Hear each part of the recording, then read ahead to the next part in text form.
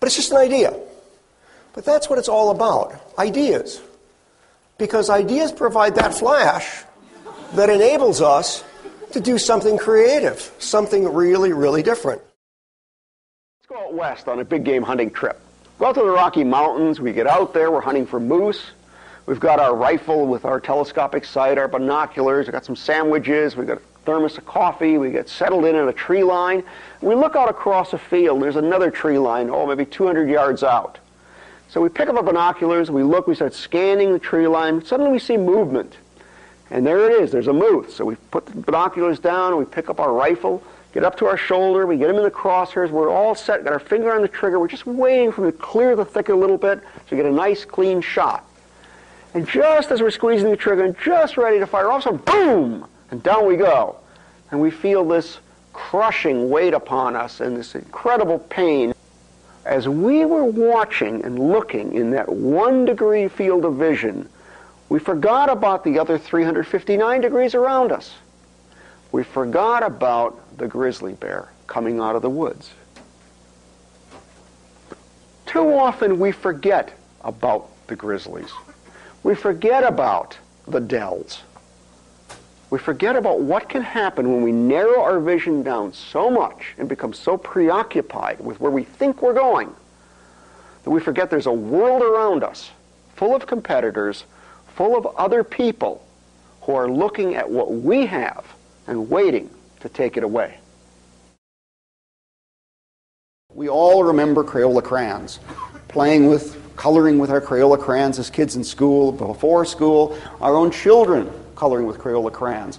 Crayola has continued to develop more colors constantly, but I was in the crayon business, then in the marker business.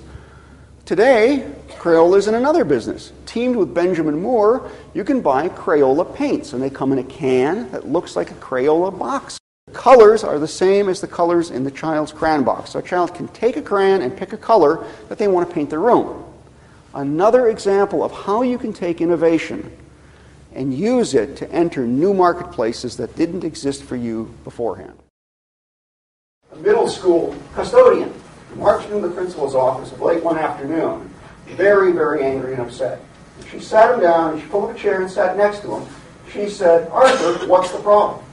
And he said, "It's these 6th grade girls that have just entered our school. You know what they're doing now?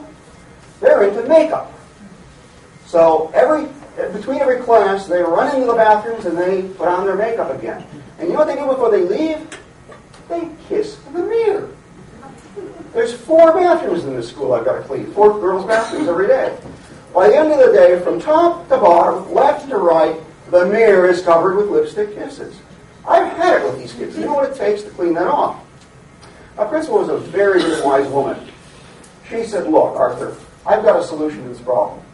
And she told him what her solution was, and she said, "You meet me in the girls' bathroom attached to the gym, the locker room, tomorrow morning at 8 o'clock. We're going to solve this problem." When she told him her solution, her innovative solution, he walked out of there with a light step and a smile. Well, by 8:15, they were all assembled there, crammed into this little bathroom. Okay? The principal could have yelled, she could have screamed, she could have cajoled, she could have warned and threatened the girls. She did none of those. She said, "Girls, you're growing up. I want you to see what he goes through.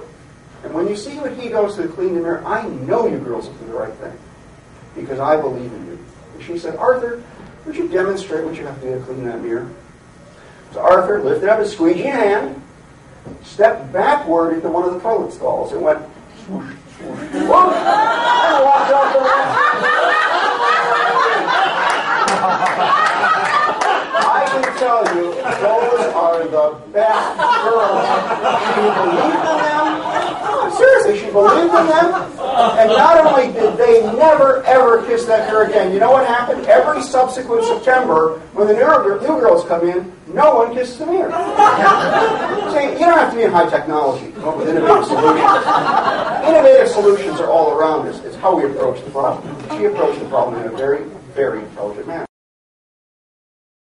Second thing it takes is determination and a willingness never to give up. And I'm reminded of an elderly couple. They had gone to high school together. They lived on a farm just outside town. They had been high school sweethearts. They had married at 18.